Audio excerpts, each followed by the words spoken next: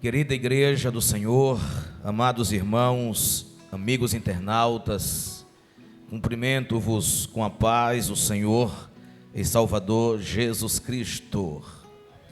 Queridos, livro do profeta Abacuque, capítulo de número 3, por gentileza, versículos 3 e 4, para uma meditação dentro do tempo que nos resta e propício para este momento. A quem agradeço a Deus o privilégio de estar na sua casa, o servindo, o privilégio de poder também ser útil e ministrar a sua palavra. A quem direciono ao meu pastor Arnóbio Tavares, pela confiabilidade. Quero compartilhar convosco o capítulo 3 de Abacuque, versículos 3 e 4. Uma forma de texto áureo, por gentileza. Repitam após mim. Deus veio de Temã, e do monte Parã vem o santo. A sua glória cobre os céus, e a terra se enche do seu louvor. O seu resplendor é como a luz, raios brilham da sua mão, e ali está velado o seu poder. Diga amém. Sentai-vos. Estamos diante de um livro profético, onde Abacuque faz parte dos profetas chamados menores, dado o tempo ministerial, bem como o conteúdo transmitido à nação. Todavia, foi um tempo necessário, segundo o contexto histórico, bíblico. Naqueles dias, duas nações lutavam pelo domínio da região, a saber, a Assíria e o Egito. Neco, que era rei do Egito, havia subido para batalhar contra o rei da Síria. O rei de Judá era Josias, aquele menino chamado por Deus na sua tenra idade, ainda aos 8 anos, que 8 anos depois, aos 16, resolveu buscar o Senhor e esteve como um dos responsáveis por um dos maiores avivamentos do Antigo Testamento.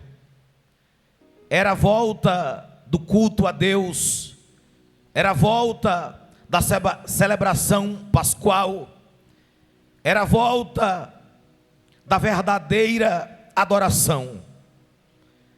Só que Josias temeu segurança do seu reino e achou melhor atacar o exército egípcio. E como consequência, ele morre na batalha de Carquemis, lá por volta do ano 608 antes de Cristo. Vai ao trono o seu filho, por nome Jeoacás, que tem um reinado menos expressivo, de apenas 3 meses, que logo é destituído pelo mesmo faraó Neco, que coloca o outro filho de Josias, irmão de Jeoacás, em seu lugar, por nome de Jeoaquim. E sendo empossado, é nesse tempo que a Babilônia,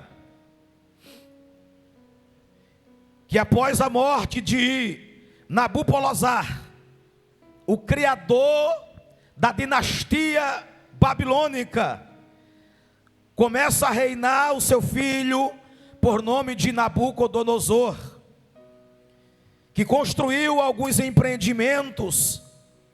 Entre eles, compreende-se, as ligações entre os rios Tigre e Eufrates, diz a história, com 40 quilômetros de extensão. Um verdadeiro aqueduto para proteger a Babilônia de invasões. Nabucodonosor estava em ascensão, suplanta a Síria, suplanta o Egito e torna-se uma nação poderosa, torna-se uma nação bélica, econômica e militarmente. Heródoto diz que ele, Nabucodonosor, elevou os muros da Babilônia a 102 metros de altura, por 25 metros de largura, algo fora do comum. Ele ainda diz que, de tão largos que eram, 2 cavalos puxando uma carroça, podia dar a volta em cima. Uma cidade mística, com vários deuses, com santuários espalhados em todo o país. Se preparou tanto Nabucodonosor, que teve um implacável capitão do seu exército, por nome de Nebuzaradã. Época de Joaquim. E vai Nabucodonosor a Jerusalém,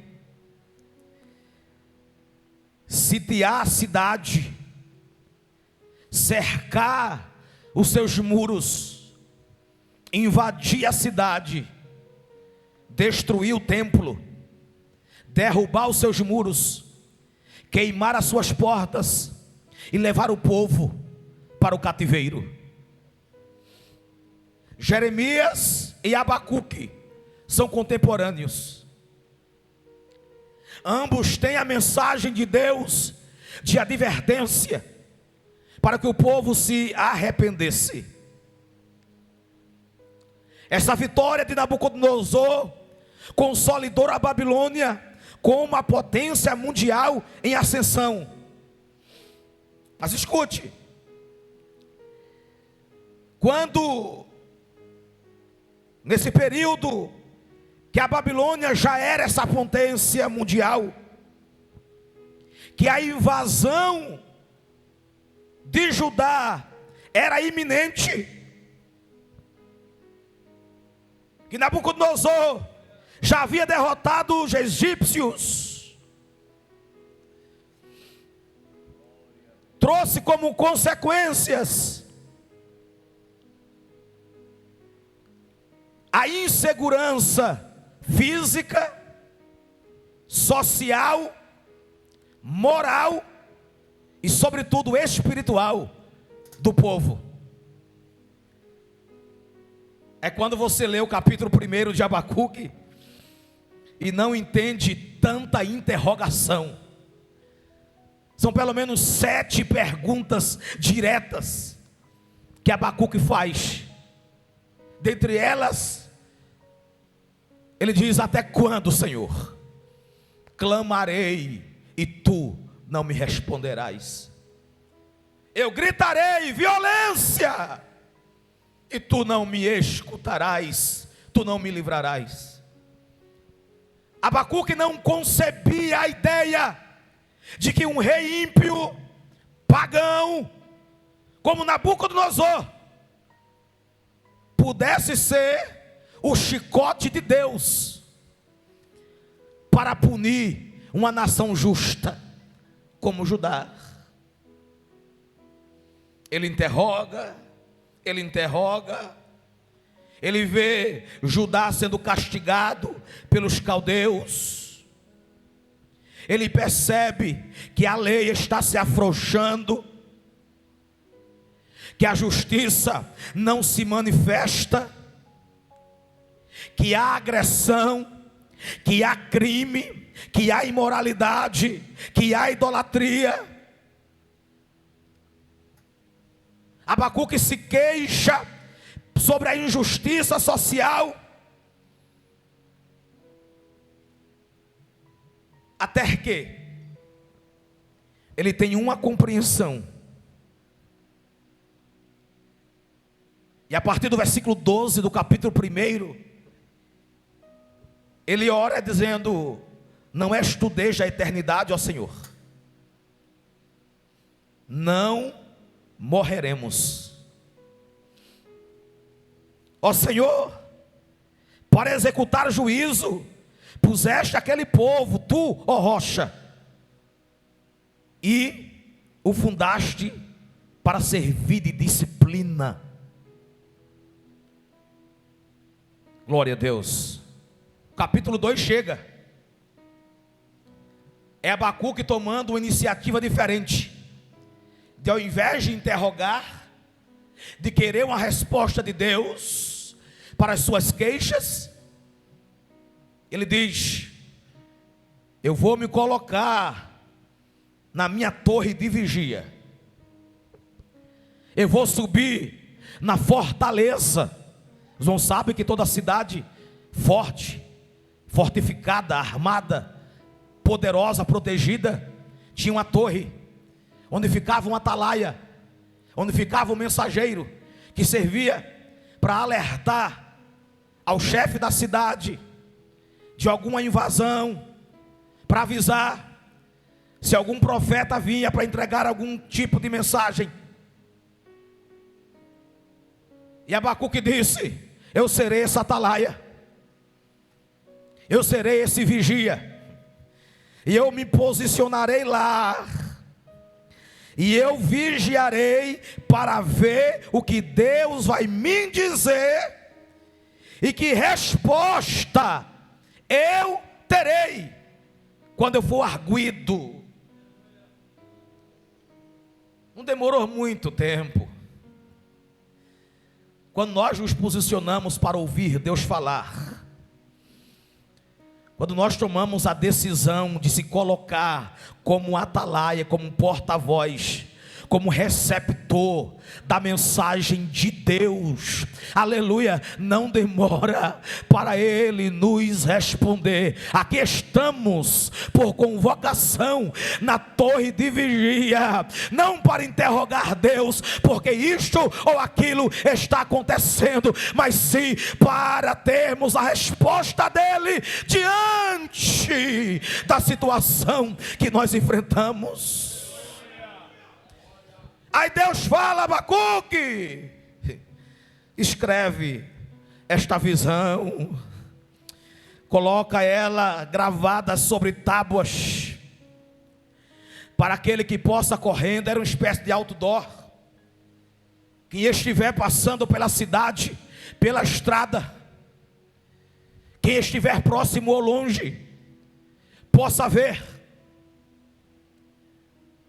porque a visão está próxima do seu cumprimento.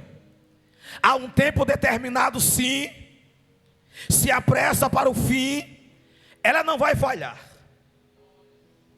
Se tardar, ele usou um princípio de possibilidade. Foi o próprio Deus, porque está falando com um homem que estava questionando. Deus usa a linguagem humana para poder alcançar a mente de Abacuque, mas logo diz: se tardar, espera-o,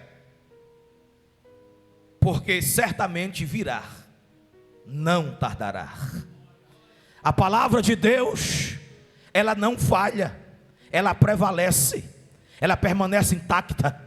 Passa o céu e passa a terra, Aleluia. O que Deus fala, cumpre. Não foi assim que ele disse com Jeremias também? O que vês? Eu vejo uma vara de amendoeira. Viste bem. Aleluia. Porque eu velo sobre a minha palavra para a cumprir. Se Deus falou, está falado. Se Deus prometeu, está prometido. Se Deus escreveu, está escrito. Nada apaga, nada invalida, nada abroga, nada anula, nada põe para trás aquilo que Deus falou ao teu respeito, ao teu ministério, à tua casa, à tua vida. Glória a Deus. É quando Abacuque usa a maior expressão que o cristianismo já viveu no tempo do Império Romano, por ocasião da Reforma Protestante, em meados do século XVI. É esse texto que será corroborado por Paulo pelo menos por 2 vezes, na sua carta aos Romanos e na sua carta aos Gálatas. E por sua vez o escritor aos Hebreus, sabe-se lá se foi Paulo também ou não, ele também ratifica. Abacuque entende e escreve dizendo que o justo pela sua fé viverá. Glória a Deus. A certeza, a convicção, aquilo que é inabalável, aquilo que é sustentáculo da nossa vida com Deus, jamais pode ser abalado. Pode tudo acontecer, a nossa fé precisa permanecer intacta. Glória a Deus. Glória a Deus. Aí o tom do capítulo 1 para o capítulo 2 muda, e do capítulo 2 para o capítulo 3 tem uma outra conotação.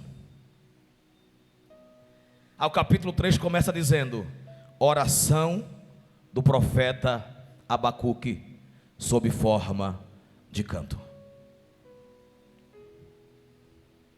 Abacuque resolve adorar a Deus por meio do louvor.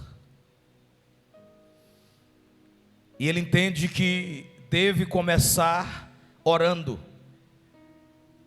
A R. Crabtree, ele diz que na beleza do estilo literário não se encontra na poesia hebraica nenhuma obra superior ao capítulo 3, porque Abacuque compôs um belíssimo hino de louvor que se constitui uma joia no saltério hebraico. Eu acho interessante que a nova versão internacional, a NVI, ela traz o versículo de número 2, dizendo: ouvi falar da tua fama. A oração de Abacuque é: ouvi falar da tua fama.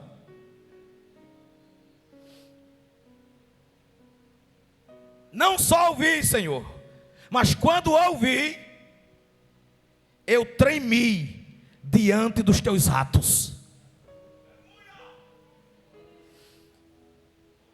Ouvi,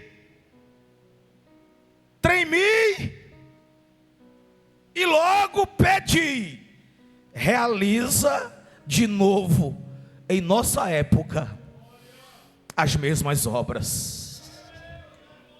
Oh, glória a Deus. Que necessidade gritante desse último tempo, de não apenas ouvir o que Deus fez, mas tremer diante daquilo que Ele realizou.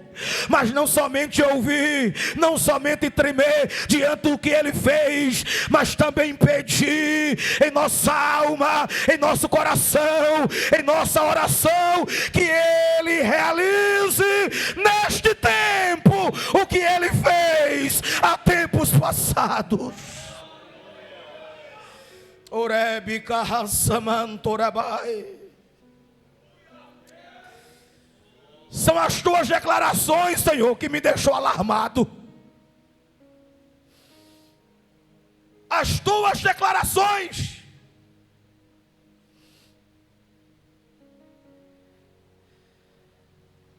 Aviva a tua obra, aviva. É no meio dos anos, no meio. É no decorrer. É no percurso, porque o começo parece ser mais fácil, dado a euforia, a vontade de crescer, de conhecer a Deus, de ler a sua palavra, de orar. É como um novo crente, com todo entusiasmo, mas que precisa ser alertado, instruído, porque no decurso, na caminhada, no trajeto, na história, haverá os empecilhos, os vendavais, os levantes, as grandes dificuldades. Por isso Abacuque, compreendendo isso, disse: é no decorrer dos anos, Senhor, é na tua ira, lembra-te da tua misericórdia. Por que misericórdia? Por que não graça aqui? Porque graça é aquilo que nós não merecemos e Deus nos dá pela sua bondade. Mas misericórdia é o mal que nós merecemos como consequência e Deus não nos dá,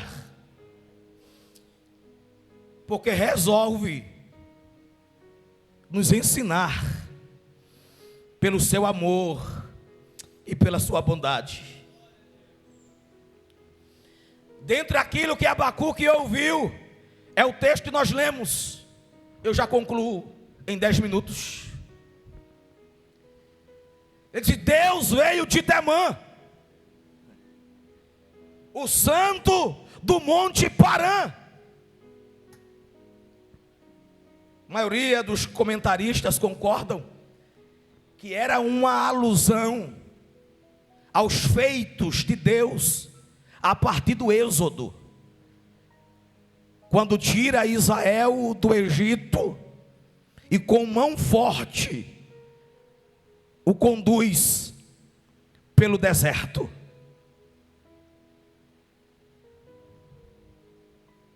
Aí ele diz: a sua glória cobriu os céus e a terra se enche do seu louvor. E o seu resplendor é como a luz das suas mãos. Olha o que Abacuque viu. Das suas mãos raios de luz saem, porque na sua mão está velado o poder de Deus. Ele disse: na mão de Deus mora o seu poder. Na sua mão está escondido o seu poder. É por isso que nós, quando falamos que a mão de Deus está estendida, você precisa entender isso na íntegra e verdadeiramente. É que Ele opera, é que Ele faz, é que Ele abre, é que Ele levanta, é que Ele sustenta, é que Ele ajuda, é que Ele acalenta. Ele é realizador de todas as coisas. Oh glória! Oh glória! E a partir daí, Abacuque começa a dizer, nesse mesmo cântico: adiante dele vai a peste, a pestilência segue os seus passos. Ô irmãos, a gente costuma ir logo para o versículo 17 do capítulo 3, sem entender o contexto, ou sem se ater a ele. Abacuque traz aqui o que Deus faz, o que Deus realiza. É só você ler, e aí você vai entender o que está escrito: que Deus faz tremer a terra, que Deus faz sacudir as nações, que Deus faz esmigalhar os montes, que Deus faz se abater os outeiros, que Deus faz parar o sol, que Deus faz que as luas parem nas suas moradas, que Deus realiza tudo segundo o seu poder, que está velado, escondido, oculto, guardado na sua mão. É quando Abacuque entende e diz: mesmo que me falte alguma coisa, ainda que aconteça no percurso da minha história alguma coisa, ainda que a figueira não floresça, não haja fruto na videira, o produto da oliveira minta, os campos não produzam mantimento, as ovelhas sejam arrebatadas do aprisco e nos currais não haja vaca, entretanto, todavia, porém, eu me alegrarei no Senhor e exultarei no Deus da minha salvação. Há uma alegria, há uma alegria, há uma alegria, há uma alegria quando você espera no Deus que realiza e faz todas as coisas. Rebicando rabaieceia. Era um tempo que não havia quebrantamento, era um tempo que não havia arrependimento, era um tempo que Israel virou as costas para Deus, faltou espiritualidade verdadeira. O povo vivia uma crise de identidade, de integridade, não só presente na instituição política, mas também na família, no meio do povo de Deus. Mas Abacuque veio com essa mensagem, compreendendo que mesmo no cativeiro, mesmo Israel pagando pelos seus próprios pecados, Deus permanecia no controle da situação, realizando todas as coisas. Aleluia, aleluia, aleluia. Não se abale, não se abale. Seja Abacuque, seja arauto, se posicione, ouça a voz de Deus, mas também tenha um louvor que enalteça a majestade santa, um louvor que não seja egoísta, antropocêntrico, um louvor que seja verticalizado, aleluia, e reconheça a soberania daquele que está com a direção na mão, com o controle na mão, guiando, orientando, dirigindo os nossos passos, a nossa história. Ele está guiando a sua igreja, e você faz parte da igreja, você é membro do corpo, o corpo é a igreja, e tem um cabeça, tem um governante, tem um dirigente fiel,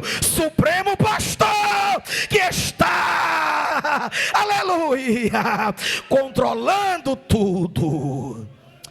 Em nome de Jesus, receba esta palavra.